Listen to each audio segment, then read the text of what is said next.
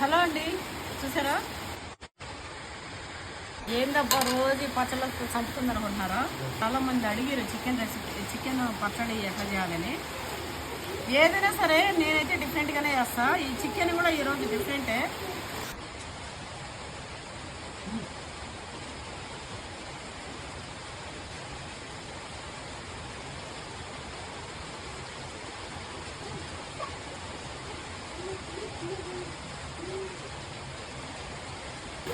ముద్దల కమ్మదనం ఆవకాయ అన్నట్టు నేను పెట్టిన పచ్చడి ఉంది చూడండి.